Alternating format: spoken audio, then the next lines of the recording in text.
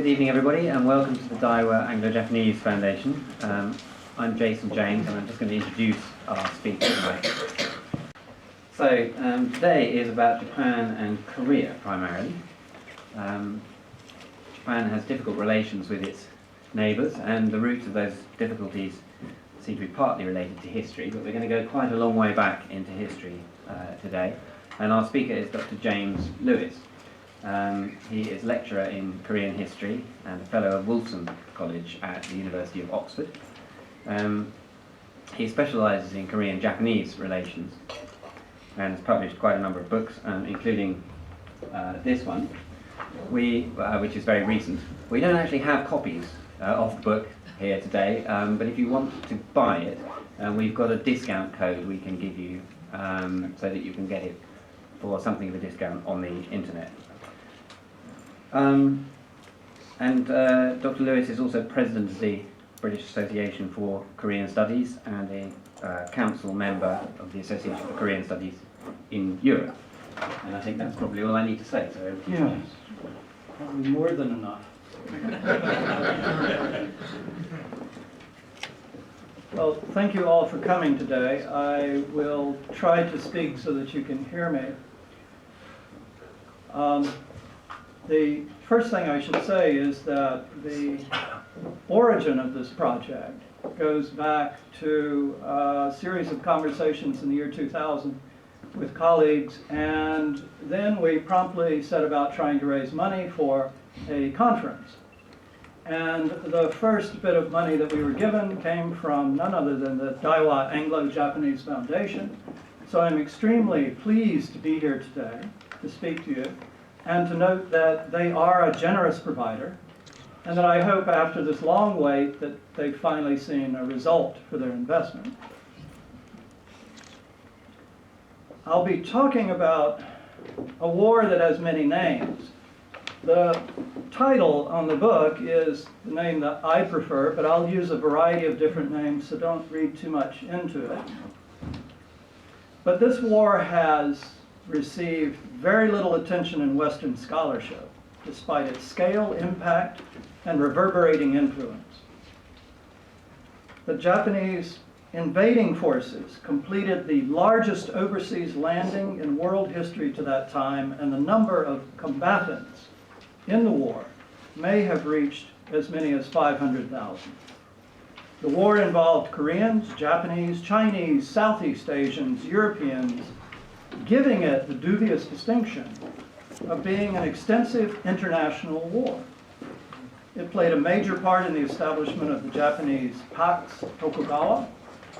In the early 17th century, it was a serious concern for Ming China, and it severely tested relations between China and Korea, the most important tributary relationship in East Asia.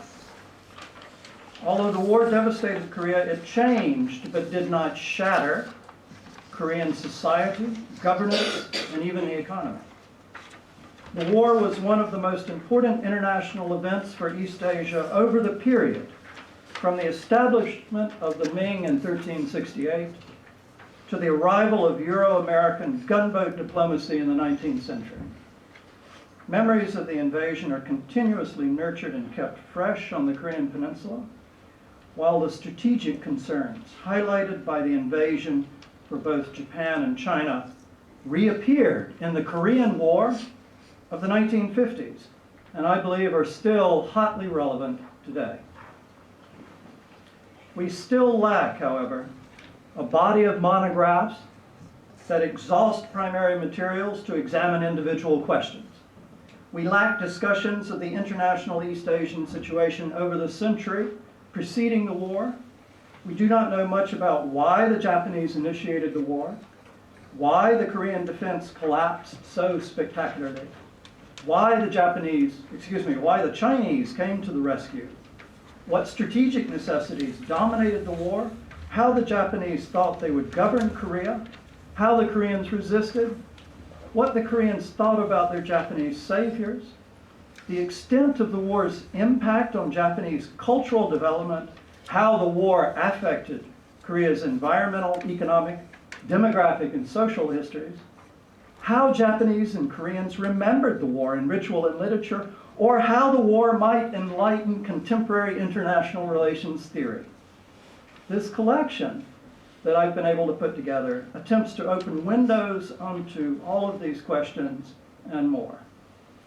The chapters are organized along three themes. The first theme examines the international relations among Japan, China, and Korea over the 16th century before 1592. And just to bring you up to speed in that regard, let me show you some pictures. First of all, we have to remember that the world in East Asia at that time revolved around the global superpower, and I don't mean just the East Asian superpower, but in fact the global superpower, which was Ming China.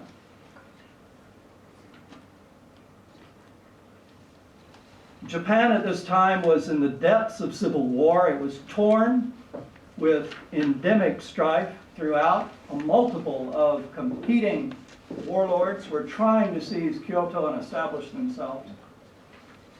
And into this mix in the 1500s arrived Europeans, and of course what they brought with them most significantly were guns, which changed the dynamic of the civil war in Japan and also affected this war that I'm about to describe. At the same time, we have to remember that the Japanese were all over the Western Pacific. So I would like to ask you to throw away this notion that Japan has been somehow isolated from the rest of the world.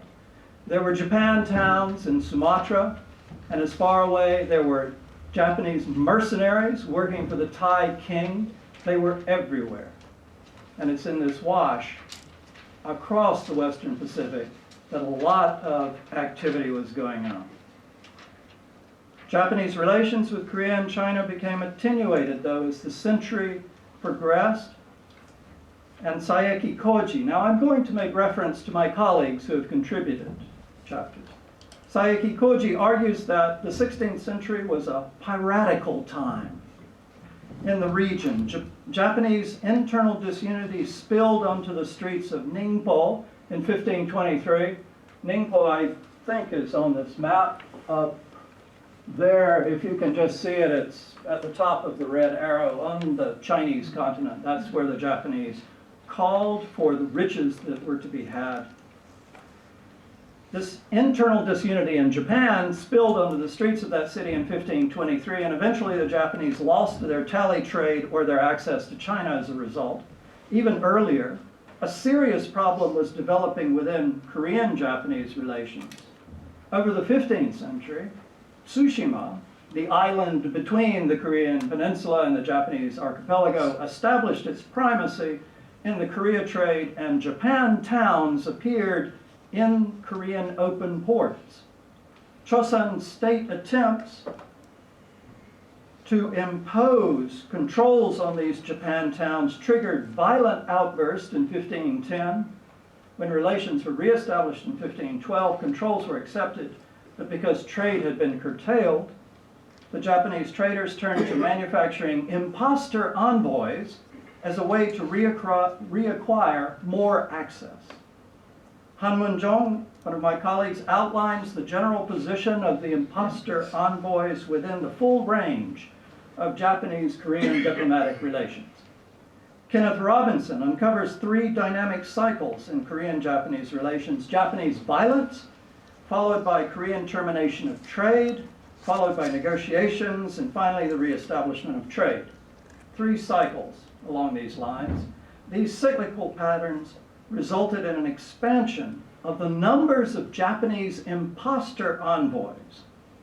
The significance of the fraud perpetrated by agents in Tsushima, Hakata, and Western Japan became clear when Japanese envoys in 1590, on the eve of the invasion, were startled to learn that some of the Chosun state's supposed Japanese contacts had long ago disappeared from the Japanese political scene, and that Korean intelligence on Japan was nearly worthless. The first theme also looks to the domestic situations of Japan and Korea. Han Mun-jong surveys socioeconomic changes in Chosun Korea over the 16th century. and explains the breakdown of Chosun military institutions and the resultant lack of Korean military preparedness. He concludes with a discussion of the various reasons that have been proffered for Korean military defeat. Mostly, these reasons have to do not with the technology that the Koreans had, but with the political and social structures that supported their technology. Kenneth Robinson argues that the Korean state saw tolerance of Japanese impostors as less demanding than addressing real military needs. And he points out that the proliferation of impostor envoys meant that the centralizing Japanese powers in the Kinai region were just as removed from good intelligence on continental and peninsular affairs as the Koreans were becoming about Japan. These chapters then set the stage for the war, but they do not explain why the war broke out. The second theme turns to the war itself, why it was launched, how it was conducted, how it was resisted, and what were the reasons for and the results of Chinese involvement. And what are some questions for international relations raised by the war? Kitajima Manji examines Hideyoshi's self-image, his objectives in setting out to conquer China, and offers specifics on how the Japanese intended to rule the conquered territories. Kitajima explains that as the war did not go smoothly, Hideyoshi became frustrated and reduced his goals to the permanent seizure of Korean land. The second invasion, which came in 1597, discarded all pretense of being benign to the Korean people and descended into atrocities. Kitajima argues that without Korean lands to dispense, the feudal lords had to fall back on war tales of their daring do to maintain the facade of their social status and to claim the slimmest shred of victory. Sajima Akiko goes further into Hideyoshi's worldview and analyzes Japanese-Chinese negotiations to reveal Hideyoshi's views on Korea as he coped with a collapse of his original vision, which was to conquer China and then to conquer India and then to conquer the rest of the world. She explains Hideyoshi's motivations and why atrocities became commonplace by arguing that even before the invasion, Hideyoshi already viewed Korea as Japanese territory in revolt. To maintain legitimacy, Hideyoshi could not hesitate to punish the rebels. And that punishment led to the invasions and the massacres symbolized by the mound of ears still preserved in Kyoto, which we know is actually a mound of noses. Murai Shosuke picks up the question of Japanese war tales and argues that these provided the chief source of Japanese memory on the war to succeeding centuries. He brings us the earliest instance of the Great Tiger Hunt, Toragiri no Ki, which became the leading icon of samurai heroism in Korea. And he relates Japanese reports on the administration of conquered territories. Now, let me give you a brief overview of just a few points about the war for those who are not conversant with the late 16th century. The war, of course, the troops landed in Busan and they immediately pushed northwards towards the capital in Seoul. They were very rapid. They pushed the king all the way to Pyongyang and eventually to the Chinese border at Uiju, where he contemplated asking the Chinese emperor to absorb Korea as a territory of the empire. But let me show you a few illustrations, paintings in later centuries that do depict some of the more salient military points.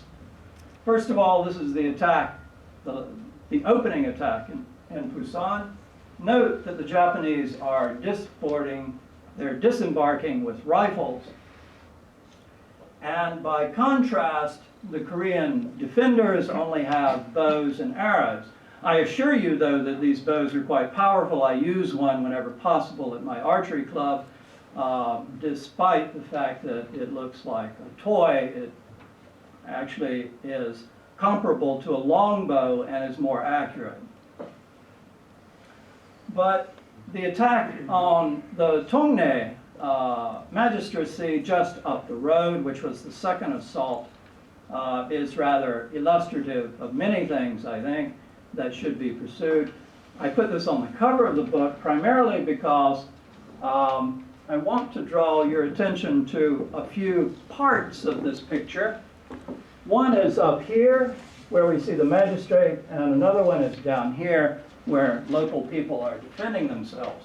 First of all, the scene depicting the magistrate, the Japanese thought a great deal of him because he stoically held out and was not proven to be a coward. Of course, he was killed and beheaded on the spot, but the Japanese spoke of him extremely highly as a worthy opponent. But more to the point, I like this depiction, where the women have climbed onto the roof of a building and they're hurling roof tiles down on the invaders. Now, what is interesting to me is that this is the most effective Korean defense depicted in the entire painting. The actual Korean soldiers seem ineffectual, but the women have laid low several of the Japanese soldiers. Now, from Japanese motivations for war, let's turn to the Korean responses, shall we? Lee Min-eun analyzes the naval strategies of the combatants and tracks the progress of the naval war from the beginning to end, focusing on the Korean Navy. He discusses the strategic victory in stopping the Japanese at sea, which I'll come back to in a moment, and credits this to superior ship design, as well as, of course, superior logistical and tactical talents embodied in Admiral Lee Sun-shin, who is a national hero, bar none, in Korea. By detailing the obstacles that the Navy faced, Lee Min-eun strips away the romantic imagery that clouds our view of this famous admiral and better reveals his real accomplishments.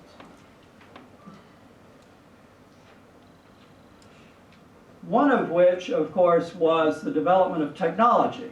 This particular ship was the mainstay of his fleet, but he is credited with having developed this ship, which, if you note, also has a covered deck, like the mainstay ship of his fleet, but this covered deck was probably, as far as we know, covered with iron, making the ship impregnable to fire arrows, and spikes were arrayed across the deck, making it also impregnable to boarders. The ports held cannon, which meant that the ship could simply plunge itself into the midst of the Japanese fleet, fire in all directions, and be rather impervious. But it wasn't just the technology. The man was a tactical genius. The Japanese Navy revered him into the Meiji period as someone who had a better sense of naval warfare than Admiral Nelson himself. Now, the reason for that is because he was operating in incredibly difficult waters. The waters of the southern coast of Korea are very shallow, and they're very dangerous. They're filled with rocks and islands. If you don't know your way around, and if you don't know the currents, you're going to be in serious trouble.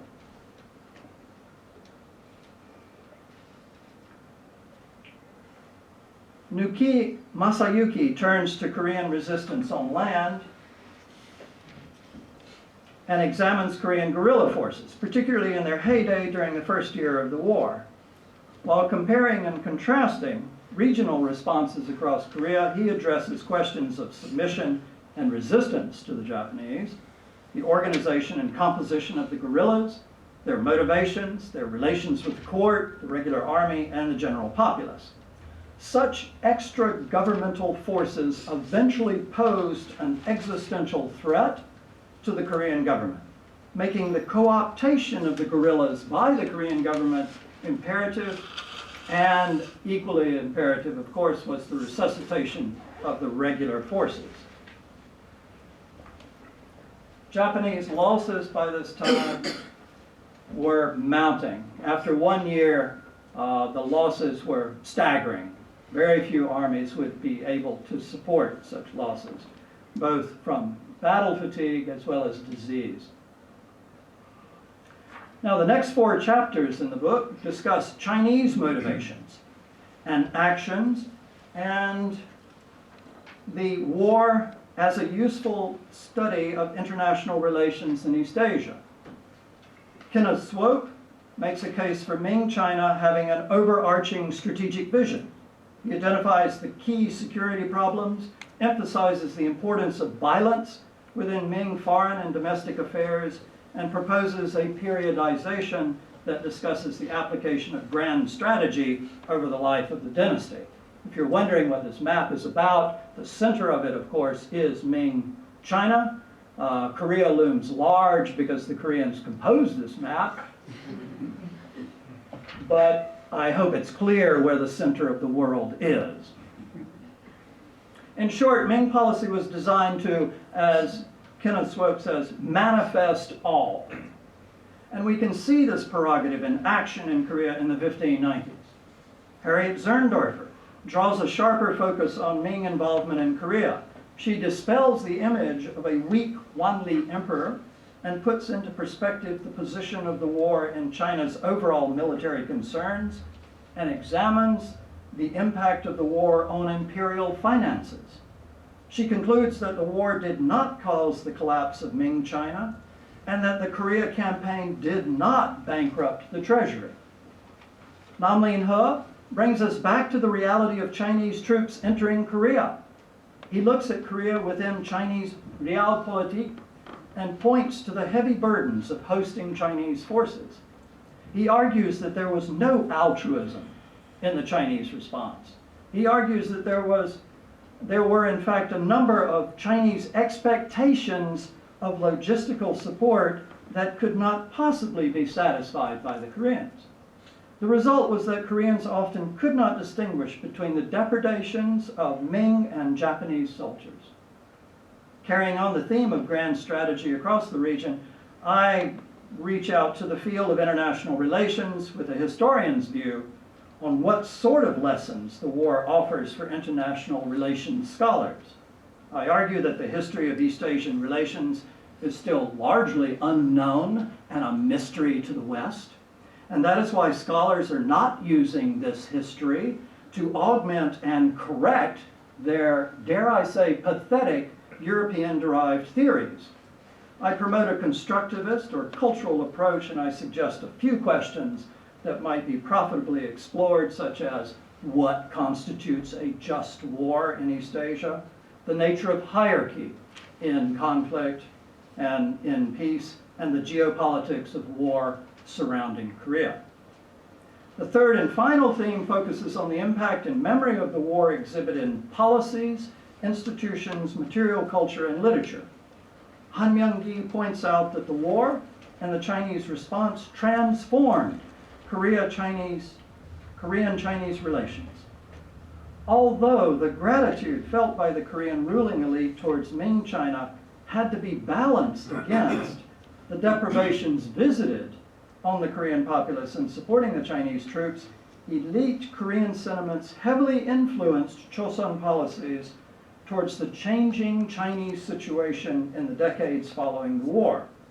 Pro-Ming versus Qing accommodationist struggles at the Korean court seesawed Chosun politics in the decades following the invasion and reached even to the dethronement of one king and to 2 Manchu invasions, one in 1627, another one in 1636.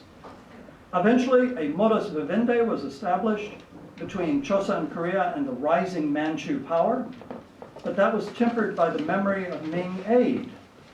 Guano Eiji questions the strength of Korean sentiments surrounding Ming China by detailing the establishment of Chosun state rituals, celebrating a Chinese god of war, living Chinese generals, and deceased Ming soldiers, using state rituals as a proxy for attitudes, Korean attitudes towards Ming and Qing China in the post-invasion context. Guano traces attitudes in Korea towards China over much of the 17th century. He argues that by the 1660s, The revival of rites for dead Ming soldiers had more to do with mitigating a local famine than with any resuscitation of admiration for the Ming. Hao Bong takes a broad view of cultural exchanges between Korea and Japan during and after the war. He outlines far-reaching impacts on intellectual and material cultures in both Japan and Korea.